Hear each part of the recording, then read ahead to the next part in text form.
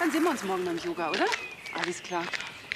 Boah, du, ich sehe gerade dein Ex. Boah, die miese Ratte. Ah, warte mal kurz. Hey, du hier. Hallo. Hi. Jetzt hätte ich dich fast nicht erkannt ohne Latexmaske und Gummiknebel. Und kommst am Wochenende wieder, du weißt schon. Bang, bang. Ich habe keine Ahnung, wo... Es ist nicht so wie... Gar nicht? Du noch mal wegen deinem Ex. Ich glaube, der ist jetzt wieder solo. Halt mal auf! Hör mir halt einmal zu! Nein, du Schwein!